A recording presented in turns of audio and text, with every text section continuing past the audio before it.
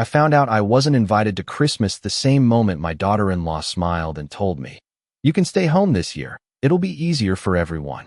She said it gently, like she was doing me a favor, standing there in my kitchen with her manicured hands wrapped around a mug I had bought her last Christmas, the one she never used until now, as if holding it made her look warmer than she really was. And for a second, I almost believed her, almost nodded like an old woman who didn't notice what was happening right in front of her. But then my phone buzzed on the counter, and I glanced down without thinking, and there it was, a message that wasn't meant for me, a thread I should have been removed from but wasn't, a string of photos loading one by one in perfect, cheerful silence, a snow-covered cabin somewhere in Aspen, twinkling lights wrapped around wooden railings, a long dining table set for 6 with matching red napkins and gold-rimmed plates, and in the corner of one photo, I saw my son Daniel's coat draped over a chair, the same coat I had given him 2 winters ago. And just like that, everything clicked into place so cleanly it almost didn't hurt at first, not until I looked back up and saw Ashley watching me,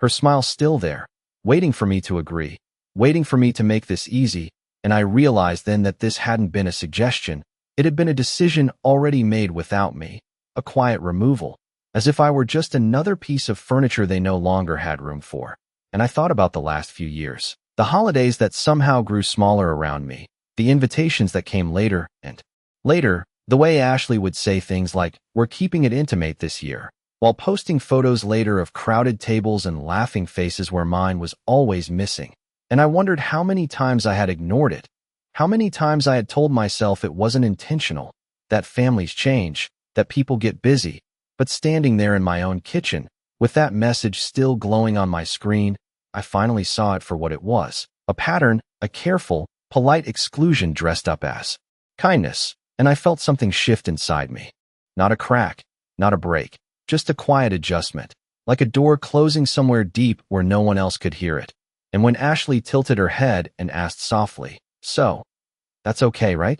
I smiled back at her, just as gently, and said, "Of course, dear, whatever makes things easier." And I meant it, just not in the way she thought. Because while she was already picturing a peaceful Christmas without me, I was already thinking about something else entirely, something I had been putting off for years, something that suddenly felt not just necessary, but long overdue. And as I picked up my phone and turned it face down on the counter, I realized this would be the last holiday they ever decided for me. I did not confront her that day, and I did not mention the message I saw or the photos of that cabin glowing like something out of a holiday magazine. Because there was nothing left to argue about, nothing left to fix, and for the first time in a long while, I felt a kind of clarity that made everything else seem unnecessary. So I simply rinsed my coffee cup, placed it carefully in the sink, and asked Ashley if she wanted more sugar in hers, the same way I had asked her for years, as if routine could still hold something together that had already fallen apart.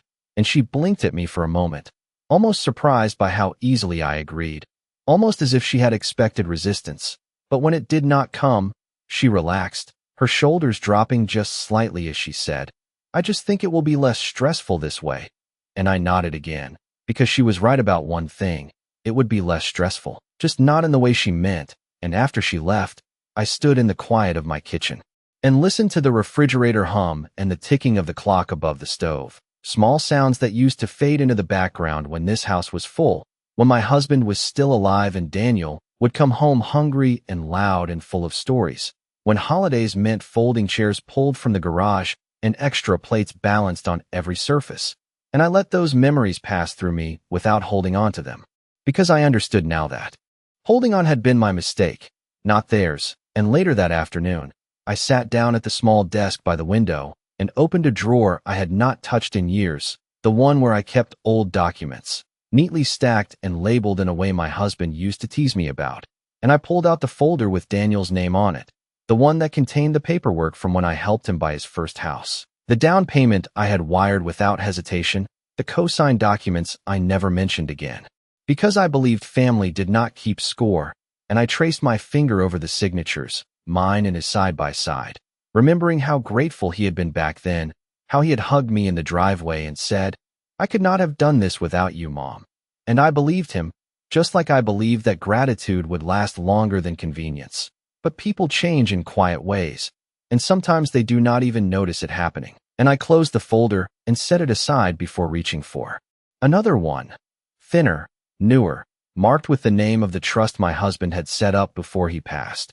A decision he insisted on even when I told him it was unnecessary, because at the time I still believed that love was enough to keep a family intact. And I remembered the way he had looked at me across the table, steady and certain, saying, "Just in case." And I had smiled then, thinking he was being overly cautious. But now, sitting alone in the fading light of a winter afternoon, I understood that he had seen something I had not, something I did not want to see. And as I opened that folder and reviewed the documents inside, the language was clear, precise, leaving very little room for interpretation. And for the first time since that morning, I felt something settle into place. Not anger, not even sadness, just a quiet sense of direction, like finally knowing which road to take after standing at a crossroads for far too long. And I picked up my phone and scrolled through my contacts until I found the number I had not called in years, the attorney who had handled everything after my husband passed, and my thumb hovered over the screen for just a moment before I pressed call. And when he answered, his voice warm and familiar, I introduced myself and said, "I think it is time we reviewed everything." And as I spoke those words, I glanced out the window at the bare trees lining the street, their branches stark against the gray sky, and I realized that this Christmas, for the first time in my life, I was not waiting for an invitation, I was making a decision. I did not sleep much that night after calling the attorney, not because I was worried, but because my mind had finally stopped circling the same questions and started moving forward instead. And there is a strange kind of energy that comes with that, a quiet momentum that makes even the smallest decisions feel deliberate. So the next morning I woke up before the sun, made myself a simple breakfast, and sat at the kitchen table with a legal pad in front of me, writing down everything I needed to review, everything I had avoided thinking about for years, the house, the accounts, the trust, all the pieces of a life I had built with my husband and then gradually handed over without realizing it. And as I wrote, I noticed how steady my hand was, how calm I felt, as if the confusion that had clouded everything before had been replaced by something clearer, something sharper. And later that day, I met with the attorney in his office downtown, the same office with the dark wood shelves and the framed certificates that had always made my husband feel reassured. And as I sat across from him, I explained what had happened in simple terms, leaving out the emotion because it no longer felt necessary. And he listened carefully, nodding occasionally, his expression thoughtful but not surprised, which told me more than his words ever could. And when I finished, he opened the folder in front of him and began walking me through the documents, one by one, explaining what I already owned, what I still controlled, and what had been structured in ways I had not fully appreciated before. And as he spoke, I realized just how much had been put in place to protect me, not just financially, but in terms of authority, decisions that required my approval, assets that could not be transferred without my consent. And I felt a quiet sense of gratitude toward my husband, not for the money itself, but for the foresight I had once dismissed. And when the attorney paused and looked at me, he asked a simple question, "What would you like to do next?" And for a moment I considered the answer, not in terms of reaction, but in terms of intention, and I told him I wanted to review everything carefully, to make sure that every detail reflected my wishes, not assumptions that had been made on my behalf. And he nodded again, sliding a few additional documents across the desk for me to look over. And we spent the next hour going through options, adjustments, and possibilities, none of it rushed, none of it dramatic, just a series of measured steps that, taken together, would change everything. And when I left his office, the air outside felt colder, the kind of winter chill that settles into your bones. But I welcomed it,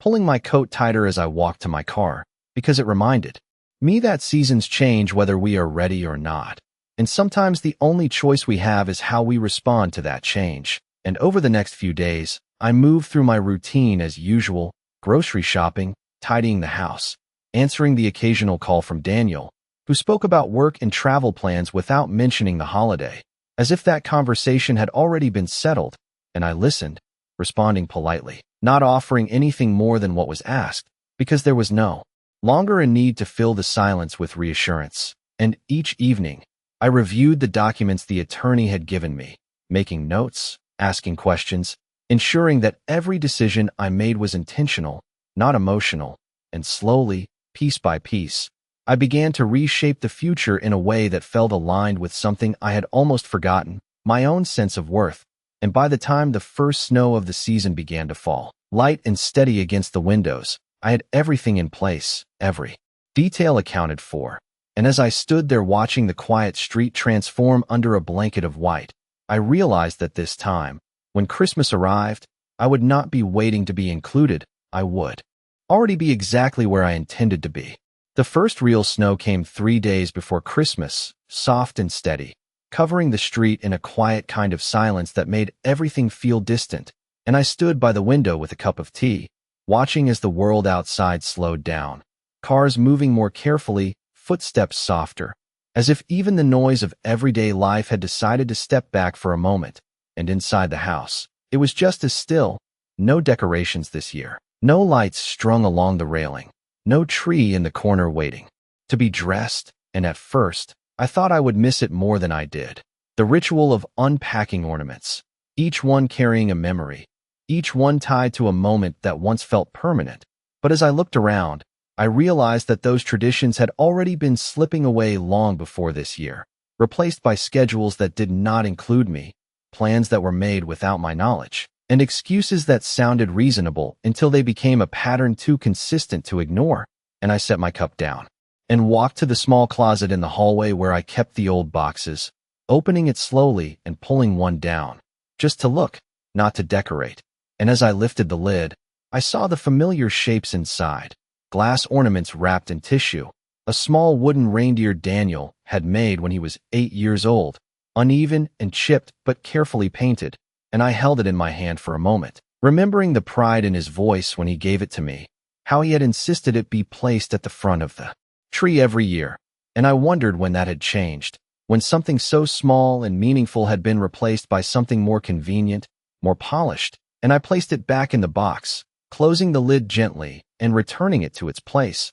because some things are better remembered than recreated. And later that afternoon, my phone rang, Daniel's name appearing on the screen, and I answered after a brief pause, hearing the familiar sound of his voice, slightly rushed, slightly distracted, as he asked how I was doing, and I told him I was fine, that everything was quiet here, and he mentioned the weather, how the snow had delayed their travel plans, how they might arrive later than expected, and I listened, noticing how easily he spoke about it, as if it were a normal conversation, as if the absence of an invitation did not need to be addressed. And when there was a brief silence, he said, "We will call you on Christmas morning," and I replied, "That sounds nice," because there was no reason to correct him, no reason to point out what had already been made clear. And after we hung up, I placed the phone on the table and sat there for a while, not thinking about what he had said, but about what he had not, and how sometimes the things left unsaid carry more weight than anything spoken.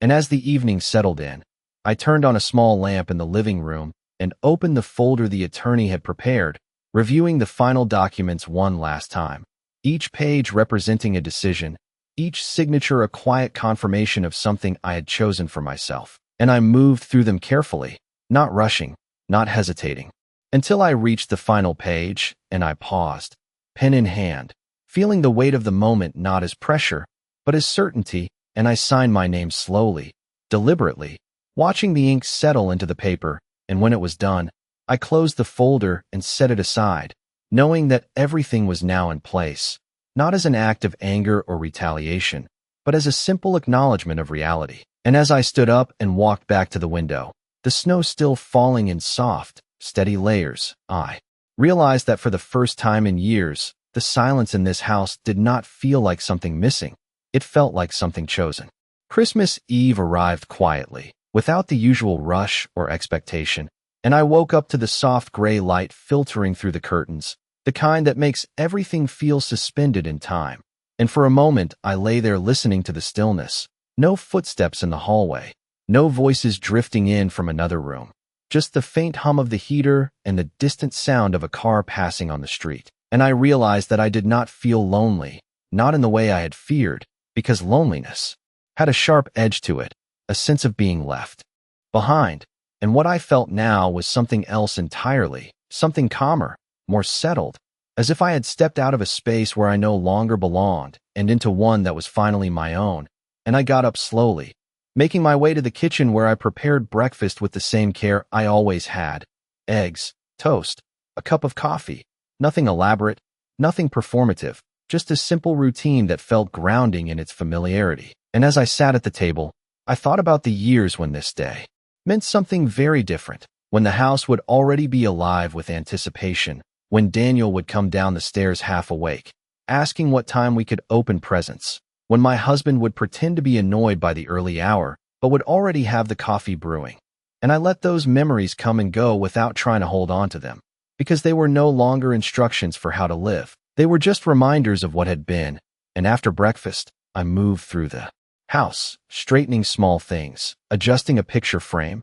wiping down the counter, not because it needed to be done, but because it gave me something to do with my hands while my mind stayed clear. And around mid-morning, my phone buzzed with a notification, and I glanced at it briefly, seeing a new set of photos appear on social media. The cabin again, now decorated with garlands and lights, a fire burning in the fireplace, glasses raised in a toast, and I recognized the faces immediately. Daniel standing near the center, Ashley beside him, her smile bright and effortless, as if nothing in the world had been complicated or uncomfortable. And I studied the image for a moment, not with bitterness, but with a kind of distance, like looking at a scene from a movie I had already seen before, one where I now understood the ending. And I set the phone down without reacting, because there was nothing left to interpret, nothing left to question. And later that afternoon, I dressed carefully, choosing a coat that had belonged to my husband, one that still held a trace of familiarity,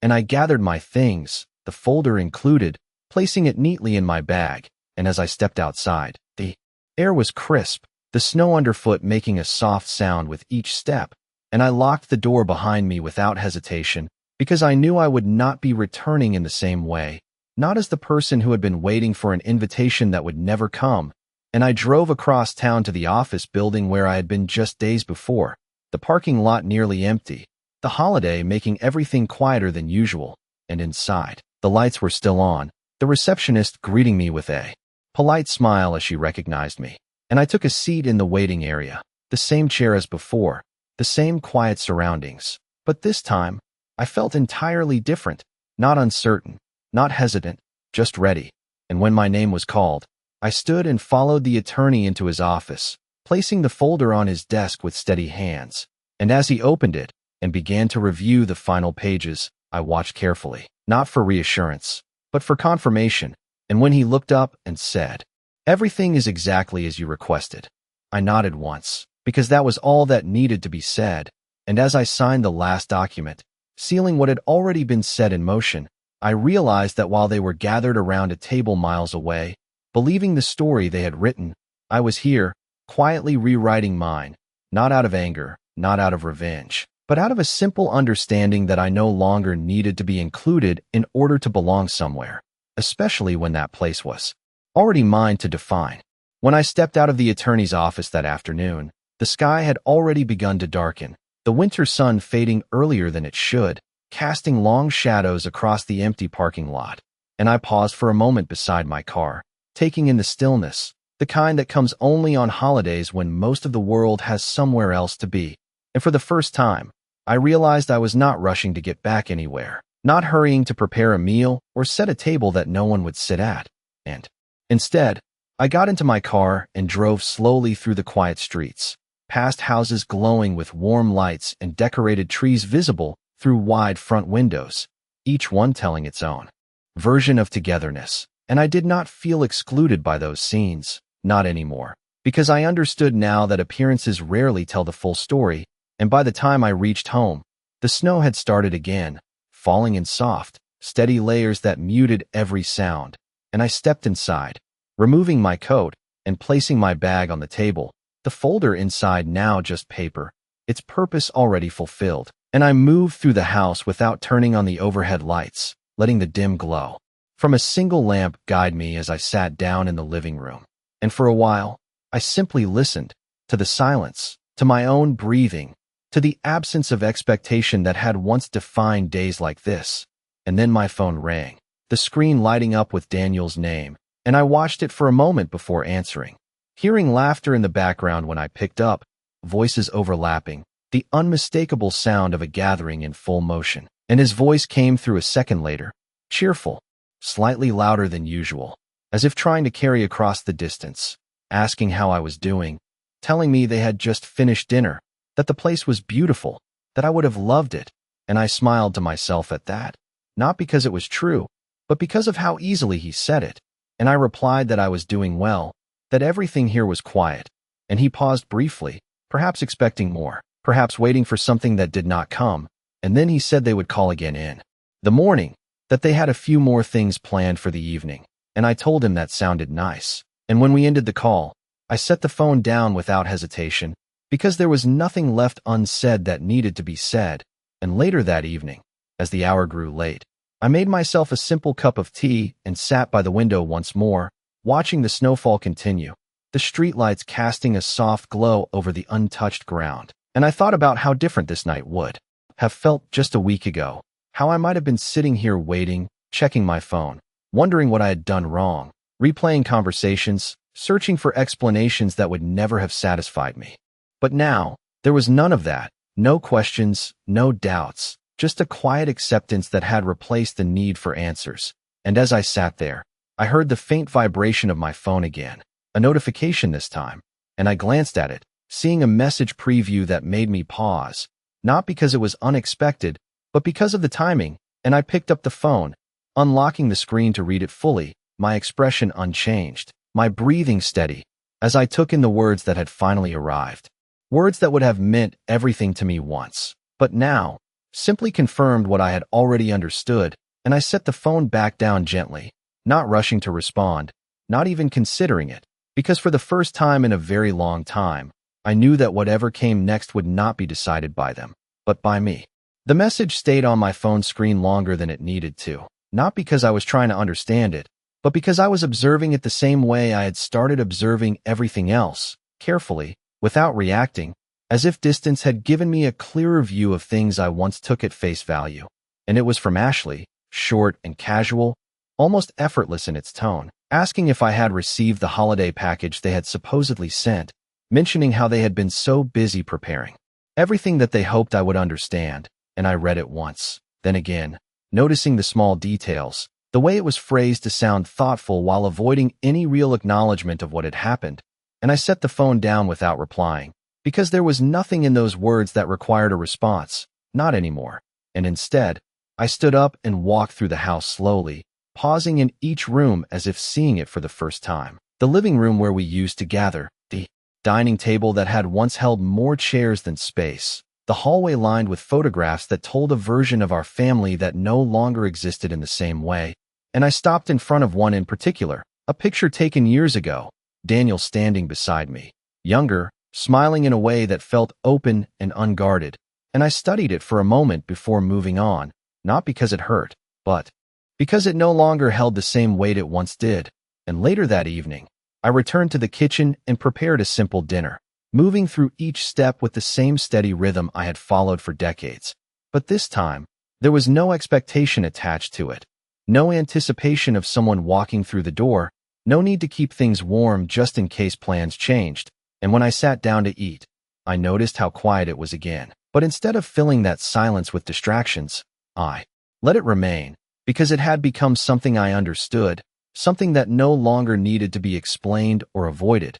And after dinner, I picked up my phone once more, not to respond to Ashley, but to check something else, something I had been expecting, and there it was, exactly as planned, a confirmation message that everything had been processed, finalized, and recorded, the kind of message that would not mean much to anyone else. But to me, it marked the completion of something that had taken years to fully recognize and only days to act upon. And I read it carefully, taking in each word, each detail, before locking my phone and setting it aside, because the decision had already been made, and nothing that came after would change that. And as the night settled in and the house grew darker, I turned off the last light and made my way upstairs, pausing briefly at the top of the stairs to look back down, not out of hesitation, but out of acknowledgement, because I knew that what had been set in motion would not be immediately visible to anyone else. Not tonight. not even tomorrow. But it would become clear soon enough, in ways they would not expect and could not ignore. And as I stepped into my bedroom and closed the door behind me, I realized that for the first time in a very long time, I was not waiting for anything to happen. I had already made sure that it would. Christmas morning arrived without ceremony, the kind of quiet that feels almost deliberate, as if the world itself had decided to move more slowly for a few hours. And I woke up before my alarm, the pale light of early morning stretching across the ceiling, and for a moment I stayed still, listening to the silence that had once felt heavy but now felt complete. And I got up and made my way downstairs, the floor cool beneath my feet, the house unchanged but somehow different, as if something invisible had shifted into place overnight. And in the kitchen I prepared coffee, the familiar sound of it brewing filling the room, and I poured a cup and carried it to the window, watching as the snow continued to fall, lighter now, almost drifting. And I stood there without thinking about what time it was, or what anyone else might be doing, because there was nothing I needed to wait for anymore. And when my phone finally rang, I already knew who it would be, and I let it ring once, twice, before answering, hearing Daniel's voice on the other end, bright and cheerful, wishing me a Merry Christmas, the sound of laughter and movement behind him, and I returned the greeting calmly, asking how everything was, and he began describing the morning, the gifts, the food, the plans for the day, speaking quickly, as if trying to include me through details alone, and I listened, not interrupting, not adding anything unnecessary, just allowing him to fill the space he had created. And after a moment, he paused and asked if I had opened the package they had sent, and I said I had not received anything, keeping my tone neutral, and there was a brief silence on the line, a shift so small it might have gone unnoticed before. And then he said he would look into it, that there must have been a mistake. And I told him it was not a problem, because it truly was not. And as we continued speaking, I could hear Ashley's voice in the background, asking something I could not fully make out, and Daniel responded to her in a lower tone, the kind people use when they are suddenly aware of something they did not anticipate. And I realized that this was the moment when the edges of their version of things had begun to blur, not because I had confronted them, but because reality had started to surface on its own. And when the call ended, I placed the phone back on the table and finished my coffee, not rushing, not checking for messages, because I knew that what needed to happen was already unfolding. And later that morning, another notification appeared, this time from the attorney's office, confirming that all parties listed in the previous arrangements had been formally updated regarding the changes, and I read it once, then set the phone aside, because the details no longer required my attention. They would speak for themselves, and I moved through the rest of the morning quietly, opening a book I had not had time to read before, sitting in the same chair by the window, the pages turning slowly as the hours passed, and outside, the street remained calm, the occasional car passing by, the world continuing in its own steady rhythm. And sometime in the early afternoon, my phone rang again, the sound sharper this time, more urgent, and I looked at it without reaching for it immediately, seeing Daniel's name once more, and I let it ring a few times before answering, knowing that whatever he was about to say would not change anything, only reveal what had already begun to shift. And when I finally picked up, his voice was different, not as steady, not as certain, and I listened, quietly, as the consequences of everything I had done started to reach them, not with noise or confrontation, but with a clarity they could no longer ignore. Daniel did not begin with a greeting this time, and I could hear it immediately in the way he said my name, sharper than before, uncertain in a way that told me he had already been told something he did not fully understand. And I leaned back in my chair, holding the phone loosely as he spoke, asking questions that were not really questions, repeating phrases like there must be some mistake, that the bank had frozen access, that the attorney had contacted him about changes he had never expected. And I listened without interrupting, letting him move through the confusion at his own pace, because there was nothing I needed to explain that had not already been made clear in writing. And when he finally paused, waiting for an answer, I said his name calmly, the same way I had said it when he was a child and needed to stop and listen, and I told him there was no mistake, that everything had been reviewed and updated exactly as intended. And there was a silence on the line that felt longer than it was, not empty, but filled with the realization that something fundamental had shifted, and he asked why, not in anger, but in disbelief. as if the idea that I could make a decision without including him had never fully occurred to him before, and I considered that question for a moment, not because I needed to search for an answer, but because I wanted to give him one that was clear and complete, and I told him that for a long time. I had assumed that being part of a family meant being included, that it meant consideration and respect without having to ask for it, and that when those things quietly disappeared, I had continued to wait, thinking they might return on their own. But I had been wrong, and I explained that what I had done was not sudden, not impulsive, but the result of finally recognizing a pattern that had been there for years, one where decisions were made without me, where invitations became optional, and where my place in the family had been reduced to something convenient rather than meaningful. And I did not raise my voice, did not accuse, did not list every moment that had led me here, because he did not need a catalog of examples. He already knew them, even if he had chosen not to see them before. And when I finished speaking, he tried to respond, starting with explanations about how things had been busy, how plans had been complicated, how none of it was meant to hurt me, and I let him speak, because I understood that he needed to say those things. But when he was done, I told him gently that intention does not erase impact, and that what matters is not what someone means to do, but what they actually do. And there was another pause, longer this time, and I could hear the weight of it settling in, not all at once, but enough to be felt. And in the background, I heard Ashley's voice again, quieter now, asking what was happening, and Daniel did not answer her immediately, and I realized that for the first time, he did not have a simple explanation to offer, and I did not stay on the call much longer after that, because there was nothing left to resolve in that moment. And before I ended it, I told him that I hoped he would take the time to think about everything, not to fix it quickly, not to smooth it over, but to understand it fully. And when the line went quiet, I set the phone down and looked around the room, the same room that had once felt too large, too empty, and I noticed how different it felt now, not because anything had changed physically, but because I had. And I stood up and walked to the window once more, the snow beginning to melt under the afternoon light, the edges of the street reappearing, and I realized that what had happened was not an ending in the way I once would have thought, but a transition, a shift from one way of living to another, one where I was no longer waiting to be included in someone else's version of things, but creating my own. And as I turned away from the window, I understood that whatever came next, whether it involved them or not, would be something I chose, not something I accepted. And that, more than anything else, was what made all the difference.